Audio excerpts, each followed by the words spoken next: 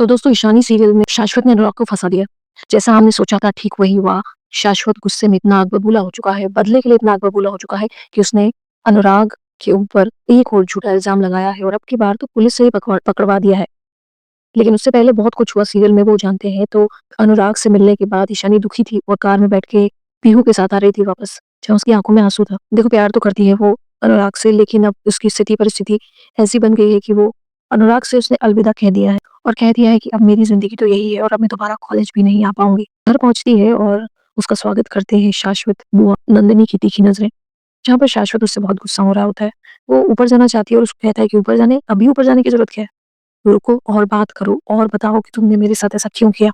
मेरा अपमान क्यों किया? तब ईशानी कहती है कि आपने किसी बेगुनाह इंसान के लिए अगर आप इस तरीके से करोगे, तो कैसे चलेगा? उसने किया क्या? उसकी गलती क्या है?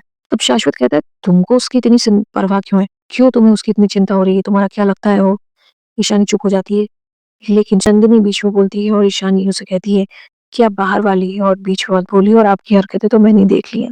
शाश्वत गुस्सा होता है और शाश्वत वही करता है जो बंद कमरे में करता था और अब सबके सामने किया उसने। ईशानी को चुप करवाने का उसके पास एक बहुत बड़ा हथियार ये है कि पहली बात तो तुम कॉलेज नहीं जाओगे।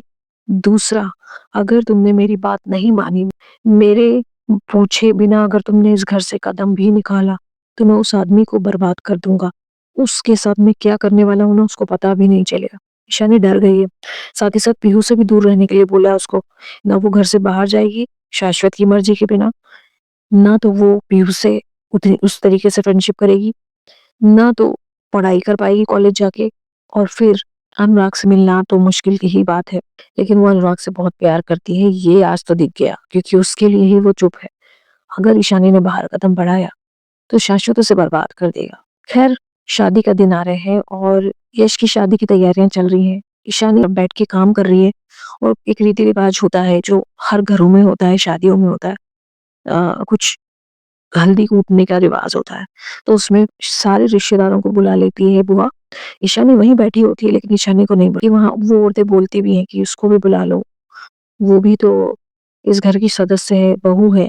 तब बुआ ये कह देती है कि वो यश की सौतेली माँ है ना, इसलिए उसको बुलाने से कोई फ़ायदा नहीं है। औरतें बोलती हैं हम भी तो माँ नहीं है, लेकिन बात आई-गई हो जाती है। फिर औरतें पूछती हैं ईशानी से कि तुम्हारा वो केस चल रहा था ना, पेपर में आया था खबर वो कि उस आदमी ने तुम्हारे साथ मिसबिहेव किया है, क्या हुआ उस केस का?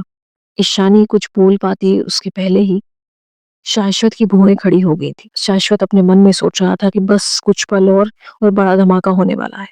तो बड़ा धमाका ये होगा कि अनुराग को किसी और औरत के मिसबिहेव के लिए पुलिस कंप्लेंट की गई है। एक फेक औरत को प्लांट करेंगे ये लोग और उसके चलते उसे पुलिस में अरेस्ट करवाएँगे।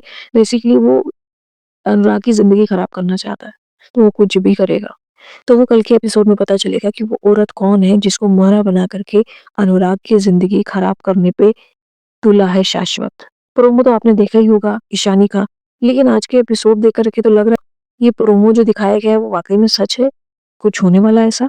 क्या लगता है दोस्तों आपको? कमेंट सेक्शन में ज़रूर बताइएगा। वीडियो अगर अच्छा लगा हो तो लाइक कर दीजिएगा। चैनल अभी तक सब्सक्राइब नहीं किया तो please subscribe. Thank you for watching.